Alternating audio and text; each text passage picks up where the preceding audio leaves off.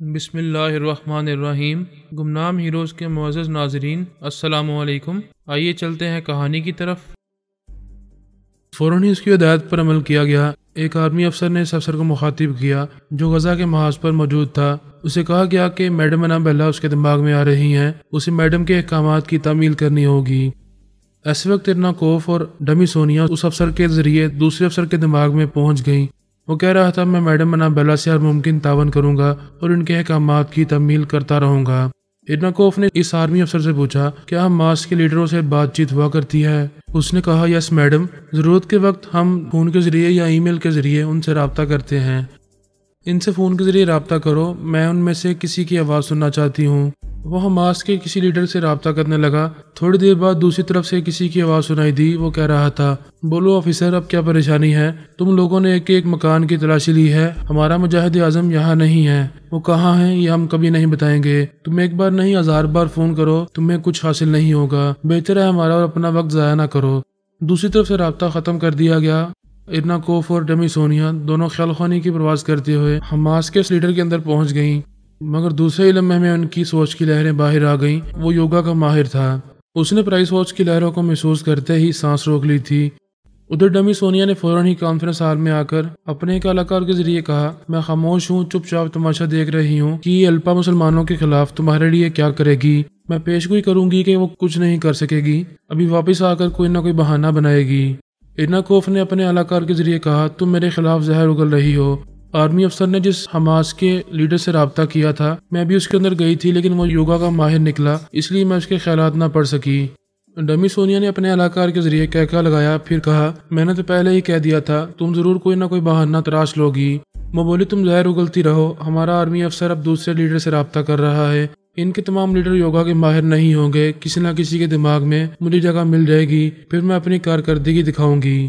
تم یہاں تمام حاضرین کے سامنے بکواس کرتی رہو، میں اس مطلوبہ قتل کی شرح تک پہنچنے کے لیے جا رہی ہوں۔ مبیر اس افسر کے پاس آئی، اس نے حماس کے کسی دوسرے لیڈر سے رابطہ کیا تو اس بار اس لیڈر کے اندر اسے جگہ مل گئی۔ اسی وقت ڈمی سونیا بھی اس کے پیچھے اس لیڈر کے اندر پہنچ گئی تھی۔ دونوں ہی اس کے چور خیالات پڑھنے لگے۔ معلوم ہوا کہ اسرائیلی آرمی کے افسران جس مجاہد کو گرفتار کرنا چاہتے ہیں اس کا نام عرفان اللہ ہے۔ اسے آرمی والوں سے چھپائے رکھنے کے لیے بڑی رازداری سے کام لیا جا رہا ہے۔ حماس کے تمام لیڈروں کو بھی اس بات کا علم نہیں ہے کہ وہ اس وقت کہاں روپوش ہوگا۔ صرف ایک ہی لیڈر اس کے بارے میں جانتا ہے، اس کا نام عابد الخیری ہے۔ ارناکوف نے مجبور کیا وہ فون کے ذریعے عابد الخیری سے رابطہ کرے۔ اس نے اس کی مرضی کے مطابق رابطہ کیا تو دوسری طرف سے حماس کے اسی لیڈر کی آواز سنائی دی جس کے اندر ارناکوف پہلے جا چکی تھی۔ پھر بھی اس نے دوسری بار اس کے اندر پہنچنے کی کوشش کی تو اس نے سانس روک لی۔ وہ واپس اس دوسرے لیڈر کے دماغ میں آ گئی۔ اس وقت عابد الخیری فون پر کہہ رہا تھا، اسرائیلی آرمی کے افسران اب کسی ٹیلی پیتھی جاننے والے کی خدمت حاصل کر رہے ہیں اور خیال خوانی کے ذریعے معلوم کرنا چاہتے ہیں کہ ہم نے عرفان اللہ کو کہاں چھپا رکھا ہے۔ بہتر ہے تم مجھ سے فون پر بھی رابطہ نہ کرو۔ جب ہمارا مجاہد عرفان اللہ آخری مار کا سر کر کے یہاں سے چلا جائے گا تو میں تم سے رابطہ کروں گا۔ اس نے فون بند کر دیا۔ ارناکوف نے اس لیڈر کے اندر سوال پیدا کیا، عابد الخیری اس وقت کہاں ہوگا؟ اس کی سوچ نے جواب دیا، وہ یہاں سے 10 کلومیٹر کے فاصلے پر ہے۔ ارناکوف نے اس کے دماغ پر قبضہ جما لیا۔ وہ غائب دماغ ہو کر اس کمرے سے باہر آیا۔ وہ ایک چھوٹی سی بستی تھی۔ مسلح مجاہدین یہاں وہاں آتے جاتے دکھائی دے رہے تھے۔ کچھ مجاہد آپس میں باتیں کر رہے تھے۔ ایک مجاہد جیپ ڈرائیو کرتا ہوا سامنے سے گزر رہا تھا۔ اس نے مخاطب کیا، جبران رک جاؤ، کہاں جا رہے ہو؟ اس نے جیپ روک دی، پھر کہا، میں جناب عابد الخیری کے پاس جا رہا ہوں۔ چلو ٹھیک ہے، انہیں میرا یہ پیغام پہنچا دو کہ ہمارے اسلحہ سٹاک میں ہینڈ گرنیڈ کچھ کم پڑ گئے ہیں، ہو سکے تو تم واپسی میں 150 ہینڈ گرنیڈ اپنے ساتھ لے آنا۔ وہ دونوں جبران کے اندر پہنچ گئیں۔ وہ خدا حافظ کہہ کر جیپ ڈرائیو کرتا ہوا وہاں جانے لگا۔ ڈمی سونیا اس لیڈر کے دماغ میں واپس آ گئی، اسے غائب دماغ بنا کر اس کے کمرے میں لے گئی۔ وہاں اس نے فون کے ذریعے رابطہ کیا۔ دوسری طرف سے عابد الخیری نے کہا، میں نے سختی سے منع کیا تھا کہ مجھ سے رابطہ نہ کرو، پھر ایسی کیا ضرورت آ پڑی ہے؟ اس نے ڈمی سونیا کی مرضی کے مطابق آواز تبدیل کر کے بھاری برکم لب و لہجے میں کہا، میں فراد علی تیمور بول رہا ہوں۔ اسرائیلی آرمی والے اب خیال خوانی کے ذریعے تمہارے دماغ میں پہنچنا چاہتے ہیں اور ان کے لیے پہنچنے کا آسان راستہ یہ ہے کہ وہ تمہیں زخمی کریں گے، تمہارے دماغ کو کمزور بنائیں گے، یہ معلوم کریں گے کہ مجاہد عرفان اللہ کہاں روپوش ہے۔ وہ بولا، مسٹر فرحاد، آپ کا بہت بہت شکریہ۔ کیا آپ بتا سکتے ہیں کہ وہ مجھے کس طرح زخمی کریں گے اور میرے دماغ میں پہنچیں گے؟ ابھی ایک دشمن ٹیلی پیتھی جاننے والی آپ کے خاص مجاہد جبران کے دماغ میں چھپی ہوئی ہے اور وہ سیدھا آپ کی طرف آ رہا ہے. آپ اسے سامنا نہ کریں. سامنے ہونے پر وہ گولی چلائے گا یا پھر کھانے پینے کی کوئی چیز دے گا. آپ اسے استعمال نہ کریں. اگر استعمال کریں گے تو اعصابی کمزوری میں مبتلا ہو جائیں گے. وہاں کے انداز میں سر ہلا کر بولا، میں آپ کی بات اچھی طرح سمجھ گیا ہوں. اب محتاط رہوں گا اور اگر جبران یہاں آ رہا ہے تو اس کا سامنا نہیں کروں گا. وہ ڈمی سونیا کی مرضی کے مطابق بولا، میں ایک اور مشورہ دینا چاہتا ہوں کہ مجاہد عرفان اللہ جہاں بھی ہے وہاں سے ابھی رابطہ کر کے اس سے مشورہ دے کہ فوراً وہ جگہ چھوڑ دے. اگر آپ مجھ پر بھروسہ کر سکتے ہیں تو مجھے اس کے پاس پہنچا دیں. میں اس مجاہد کی حفاظت کروں گا، اس پر آنچ بھی نہیں آنے دوں گا. آپ کے تعاون کا بہت بہت شکریہ. ہمیں دشمنوں کی ٹیلی پیتھی کا جواب ٹیلی پیتھی سے ہی دینا چاہیے، لیکن آپ کچھ خیال نہ کریں. ابھی میں یہ دیکھنا چاہتا ہوں کہ واقعی مجھ پر جبران کی طرف سے حملہ ہونے والا ہے یا نہیں. اگر میں کسی مصیبت سے دوچار ہوتا رہوں گا تب آپ مجھ سے رابطہ کریں. پھر میں آپ پر اعتماد کروں گا اور عرفان اللہ کے بارے میں بہت کچھ بتا سکوں گا. رابطہ ختم ہو گیا. عابد الخیری نے فوراً ہی اپنے دو خاص ماتحتوں کو بلا کر کہا، ہمارے دشمن ٹیلی پیتھی کا ہتھیار استعمال کر رہے ہیں. انہوں نے ہمارے ایک مجاہد جبران کو ٹیلی پیتھی کے ذریعے سحر ادا کیا ہے. وہ شاید ادھر آ رہا ہے، مجھے گولی مار کر زخمی کرنا چاہتا ہے. تم میں سے ایک اس مکان کی چھت پر چلا جائے، وہاں اس کی طاق میں رہے اور دوسرا باہر کہیں چھپا رہے. میں جبران کو اندر نہیں آنے دوں گا. وہ جبران اندر آنا چاہے گا تو تم دونوں اس پر اس طرح فائر کرو کہ اسے جانی نقصان نہ پہنچے، بس اس کے ہاتھ سے ہتھیار گر جائے.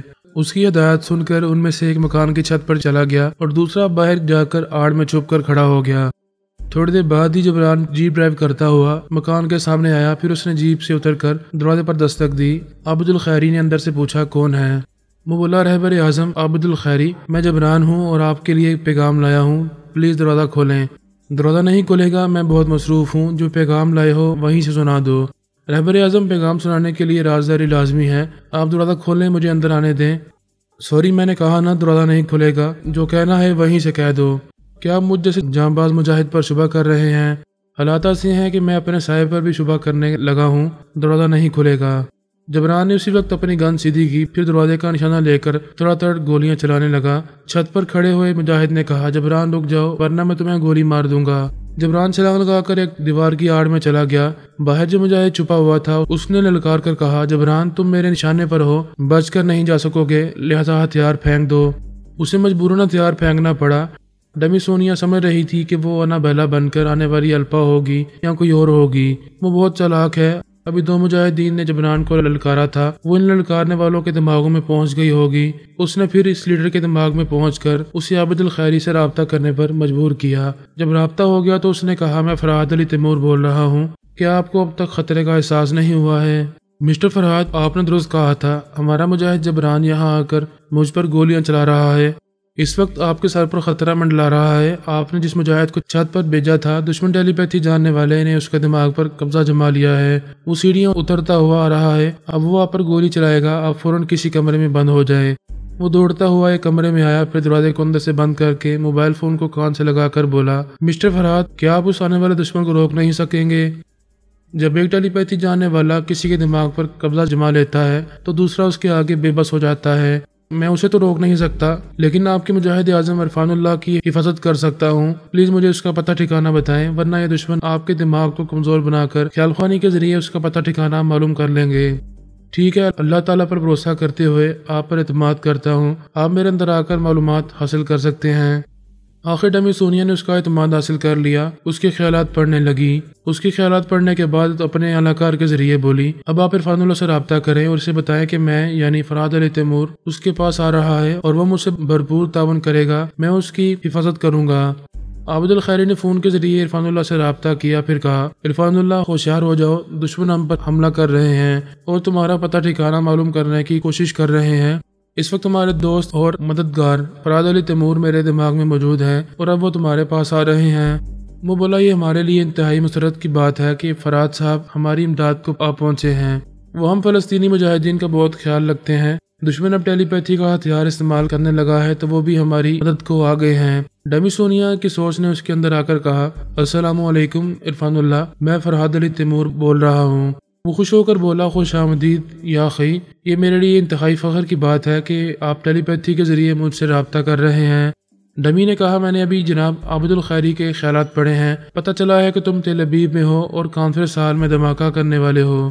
بے شک مجھے اطلاع ملی تھی کہ یہودی کابرین اس کانفرنس ہال میں جمع ہو چکے ہیں۔ وہ شاید اپنے سیاسی مسائل پر گفتگو کر رہے ہوں گے۔ میرے لیے یہ بہترین موقع ہے، میں وہاں بم کے دھماکے کر سکتا ہوں۔ تمہارے خیالات بتا رہے ہیں کہ تم نے اس کانفرنس ہال کے باہر صرف ایک ہی بم نصب کیا ہے، اس سے تم کیا فائدہ اٹھا سکو گے؟ اس دھماکے سے کوئی ہلاک ہو یا نہ ہو، زخمی ضرور ہوگا اور ہماری دہشت ان پر طاری رہے گی۔ میں دیکھ رہا ہوں کہ تم میک اپ میں چھپے ہوئے ہو، تمہیں کوئی پہچان نہیں سکے گا، پھر بھی خطرے سے کھیل رہے ہو۔ ہم خطرات سے کھیلنے کے لیے اور اپنے وطن پر جان قربان کرنے کے لیے ہی پیدا ہوتے ہیں۔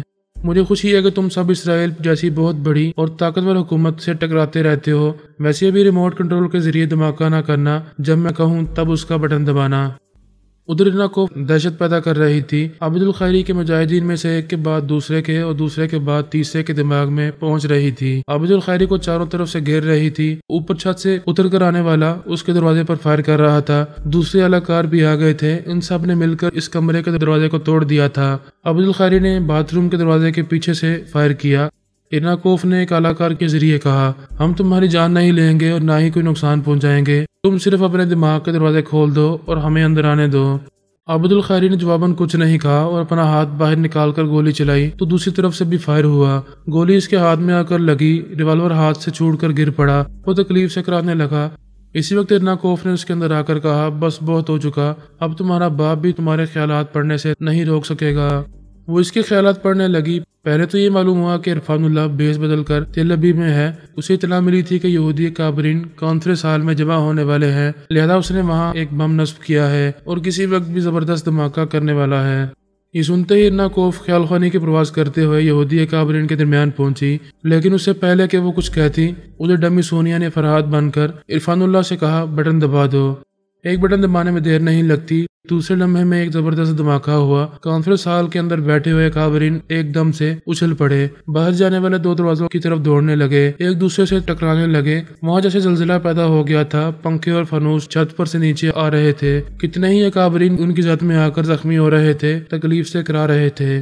سبھی کے دلوں میں یہ دہشت تھی کہ ایک کے بعد دوسرے تیسرے دھماکے ہو سکتے ہیں، لہذا ان دھماکوں سے پہلے ہی کسی طرح جان بچا کر وہاں سے باہر چلے جانا چاہیے۔ لیکن وہ بدحواسی میں فوراً ہی نکل نہیں پا رہے تھے، ایک دوسرے سے ٹکرا رہے تھے، گرتے پڑتے باہر آ کر بھی سہمے ہوئے تھے کہ پتہ نہیں دوسرا تیسرا دھماکہ کہاں ہوگا اور کب ہوگا۔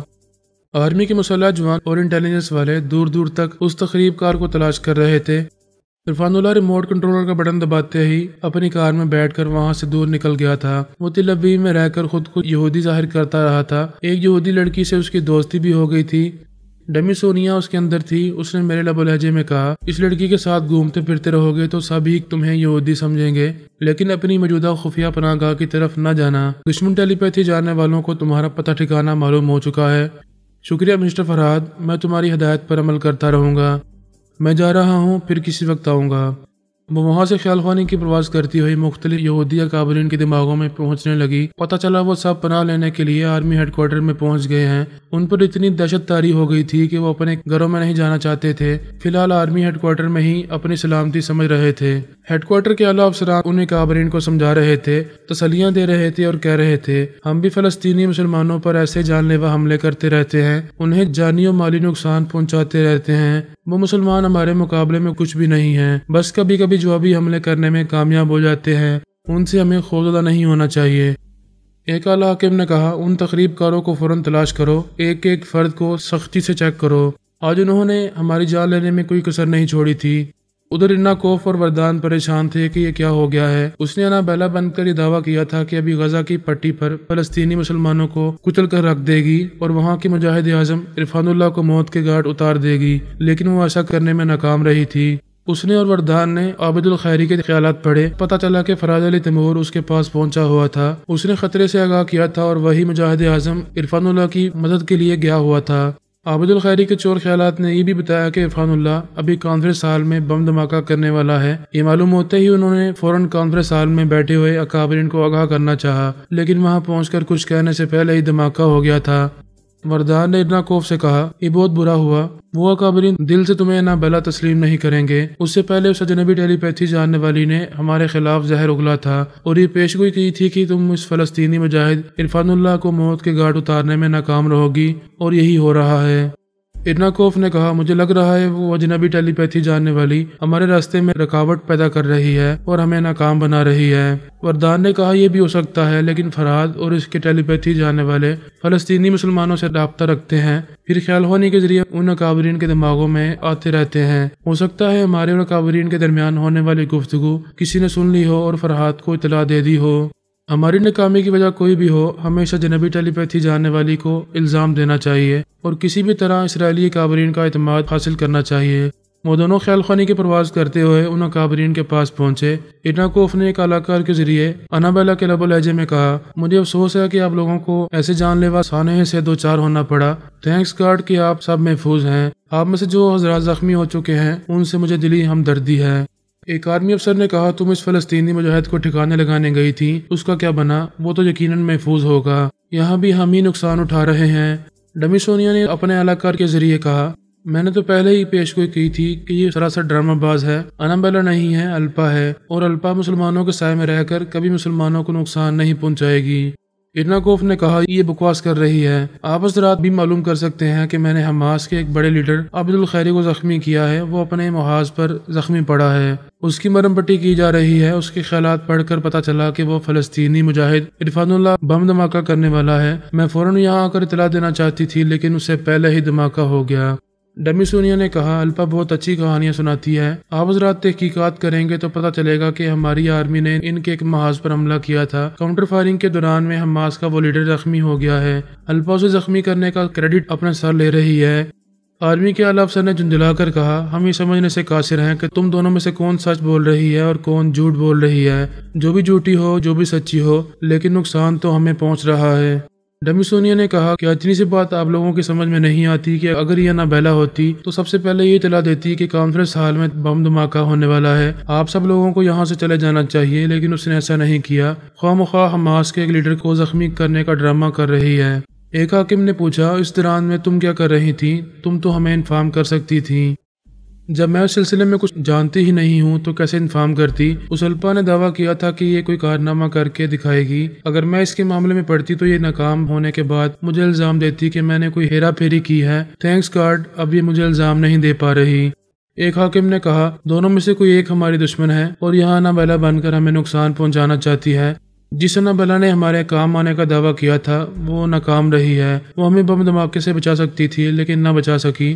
اب ہم دوسری انابیلا سے پوچھتے ہیں کیا وہ اس دھماکہ کرنے والے فلسطینی مجاہد کو گرفتار کرا سکتی ہے؟ وہ بولی میں دعوے سے کہتی ہوں اسے 1 گھنٹے کے اندر گرفتار کرا سکتی ہوں، ویسے چاہوں تو صرف 1 منٹ میں بھی گرفتار کرا سکتی ہوں، لیکن الپا اور فرہاد وغیرہ کے ٹیلی پیتھی جاننے والے پتہ نہیں یہاں کتنے آرمی افسران اور انٹیلیجنس والوں کے اندر چھپے رہتے ہیں، اس لیے میں پہلے ایسے افسران کا انتخاب کروں گی جو یوگا کے ماہر ہیں، پھر ان سے رابطہ کر کے انہیں اس مجاہد عرفان اللہ کے خفیہ اڈے تک پہنچاؤں گی۔ ایک آرمی افسر نے کہا ایک انابیلا اپنے دعوے میں ناکام ہو چکی ہے، اب ہم دیکھیں گے کہ تم اپنے دعوے کے مطابق کہاں تک کامیابی حاصل کرتی ہو۔ مجھے ان افسران کے ٹیلی فون نمبر بتائے جائیں جو یوگا میں مہارت رکھتے ہیں۔ اسی سے 6 افسران کے فون نمبر بتائے گئے۔ ڈمی سونیا نے انہیں نوٹ کیا، دوسری طرف ارناکوف اور وردان نے بھی ان نمبروں کو نوٹ کر لیا۔ پھر 2 آرمی افسران کے دماغوں پر قبضہ جما کر ان سے معلوم کیا کہ ان فون نمبروں کا تعلق کن افسران سے ہے، ان کے نام کیا ہیں اور وہ کہاں رہتے ہیں۔ وہ دونوں ارناکوف اور وردان کو ان لوگوں کے نام اور ان کا پتہ ٹھکانہ بتانے لگے۔